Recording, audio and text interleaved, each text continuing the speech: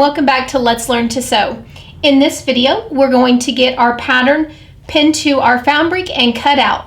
This video is a continuation of our short sew along with an emphasis on how to follow a sewing pattern.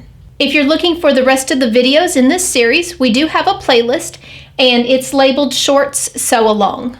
For this video, what you're going to need are your pins, and I like to use the ones with the big ball head on them, fabric scissors, the two pattern pieces, so you should have a shorts front and a shorts back, your instructions, and then your fabric. You want to make sure that your fabric's been washed, dried, and ironed. Found F, that's the shorts, 45-inch fabric or 44-inch fabric. It shows us here's the fold and here's how we lay our pattern pieces, and you'll see this is the grain line. These are the selvage edges of the fabric. When it's white like this, not shaded in, then you want your fabric right sides together and your pattern printed side up. The way I know that is it says sewing directions. When it's unshaded, it is wrong side. So wrong sides together. That's for the fabric. And then when we flip back over here, this shows the unshaded is pattern printed side up. Let's talk a little bit about the fabric. This fabric's been washed, dried, and ironed. And that allows it to go ahead and be pre-shrunk. In most cases, you're going to put your pattern printed side up on the wrong side of the fabric. So we can see that there's not much color to this side. When I look inside, it is got my print. It's nice and colorful. I've got it, this edge here. This is the finished edge of the fabric. This is the selvage. And you'll see that it's got a little bit of information down here about the designer. This is the cut edge. That's the edge that was cut by the fabric store. And then I have folded it in half. So this is my fold. Make sure everything is smoothed out. Your grain line runs up and down. We want our arrow to go up and down. I'm going to go over here towards the edge. Let me slide my fabric down a little bit more for you guys. What I'm going to do is I'm going to take my pins and I'm making sure that I'm in away from that border. Let me come over just a little bit more. And I'm just going to take some pins and put them around the pattern. You want to make sure that your pin tip does not stick out past the pattern piece.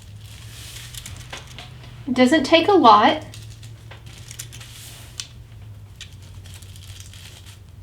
You could also use pattern weights if you're comfortable doing that. Okay. And I'm going to slide this up. And depending on your size, sometimes, like when I'm sewing for my granddaughter, I can get her front and back side by side. I'm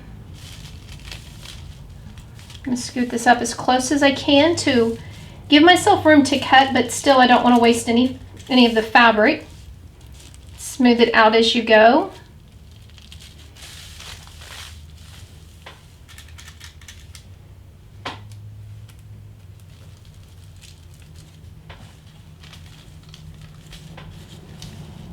And straight pins will dull over time, so if you're finding that you're having a hard time with your straight pins, you may need to purchase some new ones.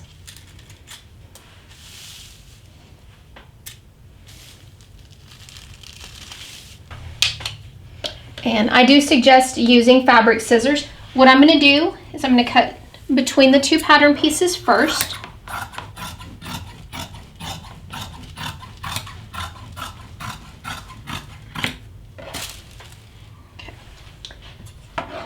And I'm just going to cut out right along that edge, making sure that I don't cut into the pattern and that I don't cut out away from the pattern. Either of those will affect the size. I'm just going right up against the edge.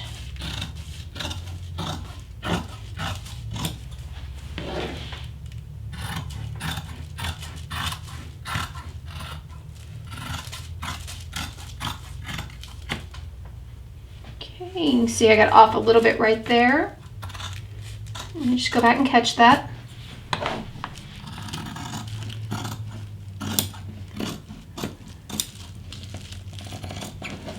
It's a little more awkward trying to maneuver the scissors and stay in view of the camera.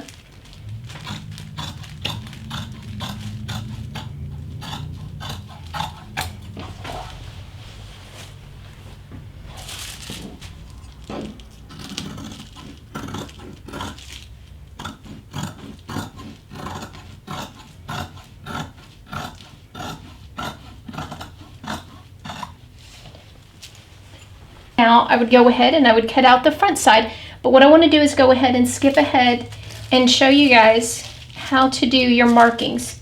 So I'm going to remove a couple of the pins, and here I have my triangles. So this is some chalk, and it's made for fabric, and I'm just going to make a mark here. I'm going to flip it back, and I'm going to make a mark on the back side. Remember, our fabric is wrong sides together, so we're marking on the wrong side of the fabric. Check and see if there's any more, and there are. We've got some more little notches here, so I'm going to make a spot. And some people take their scissors and make little nips here. You do whatever you're comfortable with.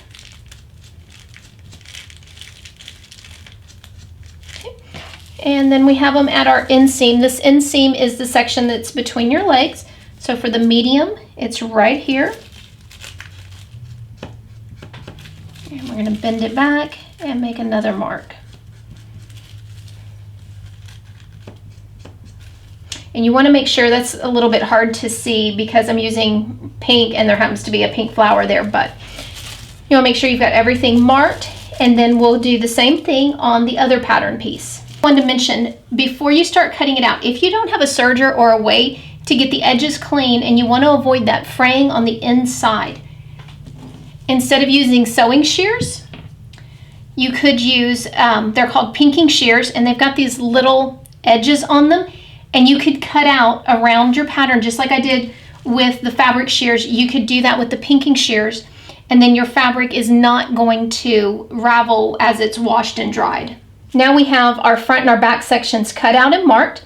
In the next video, we'll remove our pattern pieces and begin pinning our fabric front and backs together and take them to the machine to sew them. If you're not already a subscriber, hit the subscribe button and be sure to hit the bell so that you'll receive notifications as we upload new videos. And as always, visit letslearntosew.com, your sewing and pattern making headquarters.